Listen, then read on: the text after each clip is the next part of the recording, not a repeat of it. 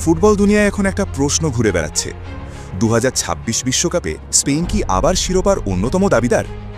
2010 সালের পর থেকে স্পেন আর বিশ্বকাপ জেতেনি কিন্তু সময় বদলেছে খেলোয়াড় বদলেছে আর সবচেয়ে বড় কথা এই স্পেন এখন পুরনো টিকি টাকার সঙ্গে নতুন যুগের গতি আর আগ্রাসন যোগ করেছে আজকের এই ভিডিওতে আমরা তিনটি বিষয় পরিষ্কারভাবে আলোচনা করব 1. 2026 বিশ্বকাপে স্পেনের বেস্ট প্লেইং 11 2. কেন এই দলটাকে বলা হচ্ছে টুর্নামেন্ট ফেভারিট আর সবচেয়ে বড় প্রশ্ন স্পেন কি আর্জেন্টিনার বিপক্ষে ফাইনালে সীমায় এই টিম নিয়ে খেলবে চলুন শুরু করি স্পেনের 2026 বিশ্বকাপ বেস্ট 11 সম্ভাব্য গোলকিপার উনাই সিমন এই স্পেন দলের শেষ ভরসার নাম উনাই সিমন সে এমন কোনো গোলকিপার না যে শুধু সেভ করেই ম্যাচ শেষ করে সে ডিফেন্সকে কথা বলে চালায় বিল্ড আপে পা ব্যবহার করে আর বড় ম্যাচে ভয় পায় না 2026 বিশ্বকাপে যেখানে প্রতিটি ম্যাচই হবে হাই প্রেসিং আর দ্রুত ট্রানজিশনের সেখানে উনাই সিমনের মতো একজন মডার্ন গোলকিপার থাকা বিশাল সুবিধা ডিফেন্স লাইন ডান পাশ ডানি কারবাহাল মানেই বড় ম্যাচের খেলোয়াড় চ্যাম্পিয়ন্স লিগ ফাইনাল নকআউট চাপ এই শব্দগুলো তার কাছে নতুন নয় 2026 বিশ্বকাপে হয়তো সে কেরিয়ারের শেষ বড় টুর্নামেন্ট খেলবে আর ঠিক এই কারণেই তার অভিজ্ঞতা স্পেনের জন্য হবে সোনার মতো দামি সেন্টার ব্যাক জুটি লে নর্মা প্লাস হুইজেন রবিন লে নর্মা শান্ত নির্ভরযোগ্য ডিসিপ্লিন সে এমন একজন ডিফেন্ডার যে ভুল কম করে আর ঠিক সময়ে ঠিক জায়গায় থাকে তার পাশে ডিন হুইজেন স্পেনের ডিফেন্সের ভবিষ্যৎ লম্বা গড়ন ভালো পাসিং আত্মবিশ্বাস এই জুটি মানে একজন বর্তমানের ভরসা আর একজন আগামীর নেতা বাঁ পাশ মার্ক কুকুরেয়া অনেকে তাকে নিয়ে সন্দেহ করে কিন্তু জাতীয় দলে কুকুরেয়া আলাদা রূপে ধরা দেয় প্রেসিং রানিং ডিফেন্সিভ সাপোর্ট এই তিনটি কাজ সে নিখুঁত কবে করে স্পেনের লেফট সাইডে তার এনার্জি না থাকলে নিকো উইলিয়ামসের আক্রমণও পূর্ণতা পায় না মিডফিল্ড স্পেনের হৃৎপিণ্ড রদ্রি এই নামটাই যথেষ্ট রদ্রি মানে ম্যাচের control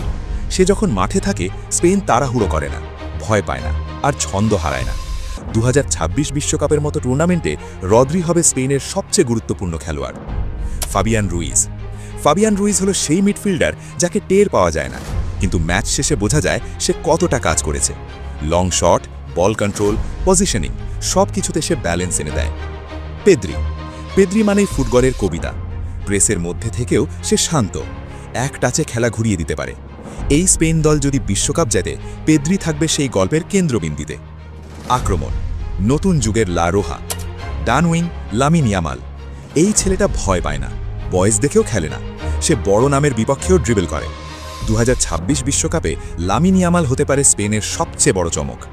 left wing Nico Williams স্পেনের আক্রমণে গতি যোগ করেছে যে নামটি সে Nico Williams counter attack direct run ডিফেন্সের পেছনে ছুট এই সব কিছুই তার বিশেষত্ব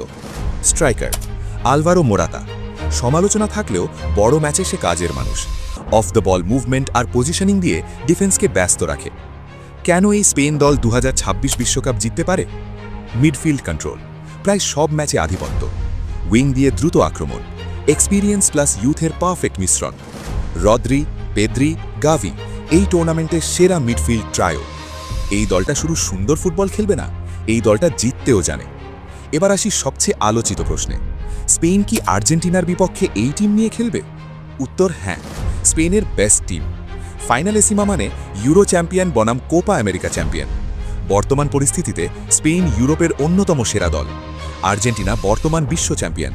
যদি দুই দলই নিজ নিজ কন্টিনেন্টে শিরোপা ধরে রাখতে পারে তাহলে স্পেন বনাম আর্জেন্টিনা ফাইনালে সীমা হওয়া নিশ্চিত এই ম্যাচটা হবে 27 মার্চ রাত 9টায় এই ম্যাচটা হবে ট্যাকটিক্যাল যুদ্ধ আর তারকাদের লড়াই 2026 বিশ্বকাপে স্পেন শুধু অংশগ্রহণকারী দল নয় স্পেন আসছে শিরোপা জিততে আর যদি ফাইনালে সীমায় আর্জেন্টিনার মুখোমুখি হয় তাহলে ফুটবল বিশ্ব পাবে আর একটা ইতিহাসের সাক্ষী হওয়ার সুযোগ ভিডিও ভালো লাগলে লাইক দিন আপনার মতামত কমেন্টে লিখুন আর ফুটবল আপডেট পেতে চ্যানেলটি সাবস্ক্রাইব করুন